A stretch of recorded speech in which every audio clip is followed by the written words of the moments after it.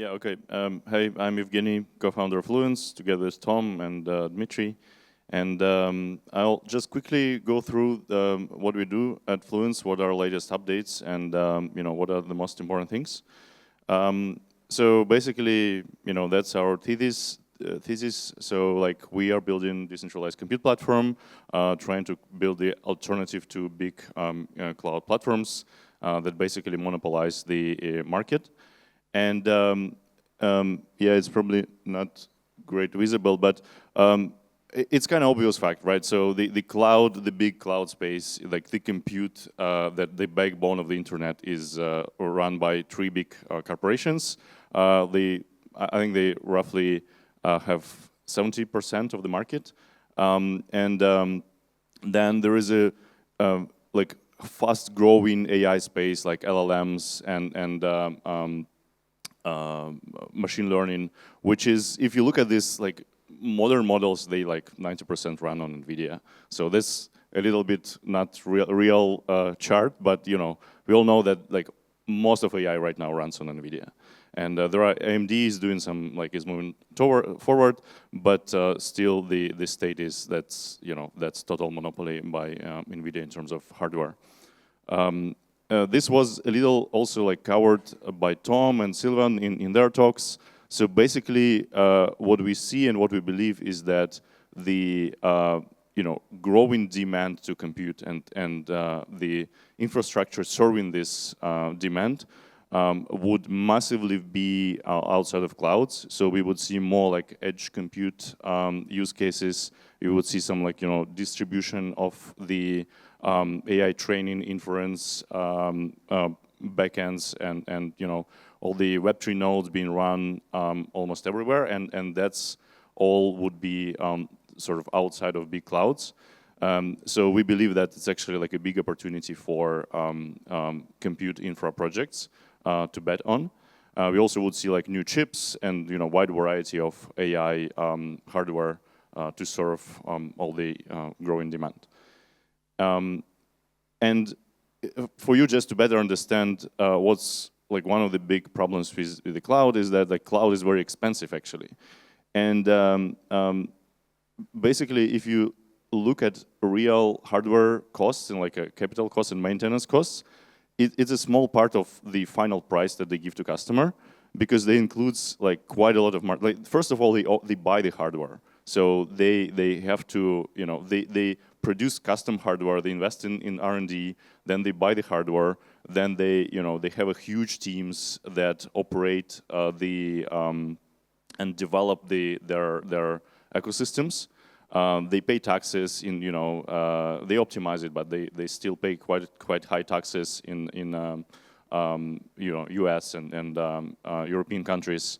And they actually take quite a good margin. So cloud is a really good business right now. So they take quite high margins on especially on the products that are high in the stack. So like, all kind of serverless and AI tools and like workflows and all this stuff. So we believe that there's also like huge opportunity in terms of price reduction for the compute infra. Basically, we are trying to disrupt the cloud with Fluence. So we aggregate global compute resources. We connect enterprise like providers, professional providers, having enterprise-grade servers in data centers and certified data centers. We verify this capacity exists, and as a protocol managed by the DAO, we take no margin, no fee. It's completely decentralized. So that's why the price here is really on the level of providers being just break even and like have reasonable amount of margin for their hardware operational business. But then everything else, all this software stack on top, is not actually adding any margin for the customer. Oops. Yeah, so this is just a quick slide about ecosystem. So we got some of great Web3 investors covering us, some of great Web3 projects also being early involved. We have partners with providers who have experience running DePIN networks like Filecoin and stuff for like several years. So they are like really professional. Like they've been doing mining operations before. You know, some of them come in from Web 2 data center operations. Some of them come in just from Web 3.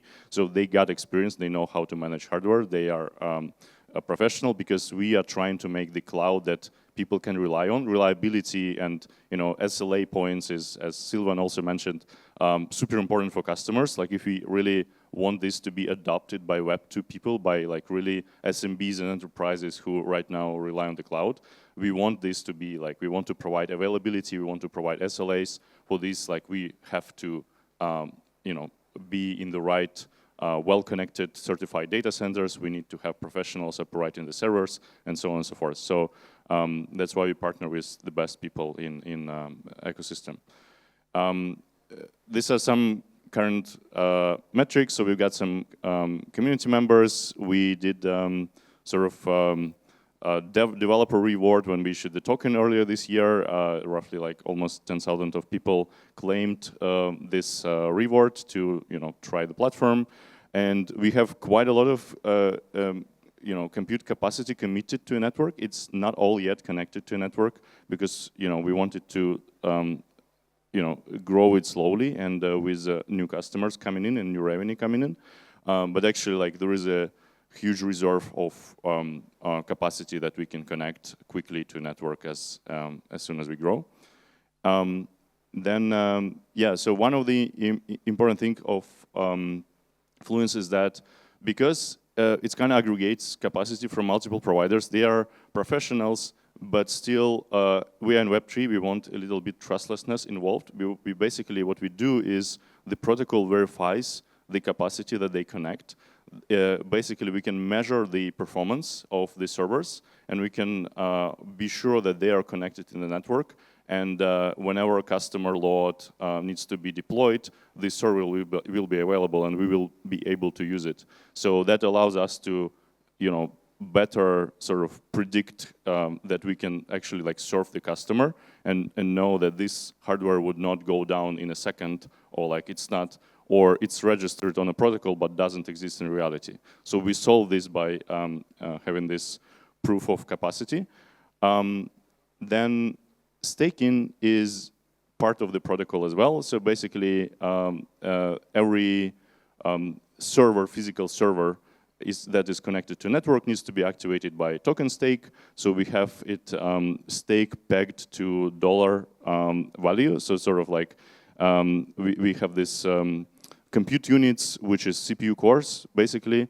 And every CPU core in our network is targeted to earn $10 per month, which is reasonable revenue for hardware operators and really great price for customers. And this requires basically 20x stake in FLT on every CPU core. And this produces roughly 60% APY, which is split between provider and staking provider. And it basically, like, of course, is a part of crypto protocol. Like if you stake to certain servers and then they go down, they are unavailable, you lose the stake, and provider also got slashed. So we launched the staking in end of September. So it's been like around 2 months been live, been testing stuff, and we have so far we have more than 2 million FLT staked. We basically see that there is much more staking demand actually in our community, but we are artificially like limiting the amount of hardware added to a network for now. We want to make sure that everything works perfectly. That's why the availability to stake is limited, and we see that as soon as providers add new servers, that we basically say, hey, you now can add this amount of servers. They add servers, they get in almost immediately staked. So the model works so far. Plus because there's a fixed amount of staking has to be staked per server. People who don't have enough FLT or want to distribute their risks across many providers, they can stake in the pool, and we collaborate with Parasail to have a Fluence staking pool, which gives people this PFLT liquid staking token back. But now they can stake in a pool, and they don't need to follow updates about new servers being added to a network. They just earn some yield that Parasail pool gives to them. So there are options if you're active and you want to maximize your returns. You stake directly to Fluence protocol, but you need to have some capital, or you can stake in a pool and just get the yield automatically. In terms of milestones, so we launched mainnet earlier this year. We announced the DAO, the token, and we launched with basically the product of Cloudless functions, which are WebAssembly based.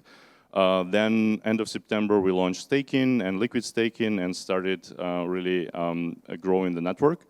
Now we are stepping into the next stage where we want to add more basically cloud products. Like cloud requires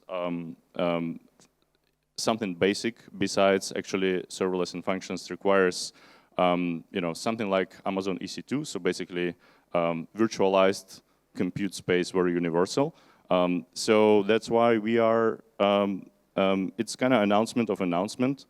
So we are launching virtual machines and we are launching them in a limited manner as an alpha private testing program for now in a few weeks.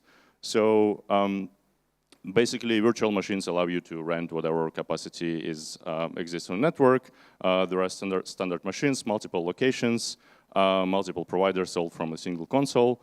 Only certified data centers, so it fits for enterprise use cases if you care about your data security. And we have all this affordable pricing that is built into the protocol. In there, it's like a little bit different from provider to provider, but the target, like rough target, is this defined by the protocol. So in terms of pricing, again, this is if you compare to hyperscalers, it's actually much cheaper. If you compare to bare metal and like providers like Hetzner, it's still cheaper. But when you compare to Hetzner, you have to be accurate because they, for example, sometimes provide low-end CPUs that don't give you performance, so you have to measure performance. You have to run benchmarks. Here, the point is that we are trying to focus mainly on high-end hardware, high-end CPUs. A lot of memory per machine, quite fast disks, and and we will be adding GPUs in the future. So for now, for CPU compute, it's we believe that's a great product for people to try, and we have So if you're interested to try to be the first to test this stuff, just feel free to scan QR code or reach out to us later at our booth. We are inviting people to test it, and especially if your workloads are Web3, like if you do, Web3 nodes, protocol nodes, if you run some backends for Web3 apps, so like we're happy to onboard you and help you try the things and reduce your cloud bill by a significant amount. And the last thing is, as I mentioned, we did a developer reward for where you can get FLT if you contributed to Web3 open source repos in the last year. It's still active. It's active until March 2025, but the amount you can claim is halved every 3 months. So if you haven't yet checked your eligibility, please go to claim at Fluence Network and check it because maybe some FLT are waiting for you. I think that's the last slide, actually. Thanks, everyone. That's all updates we have for now.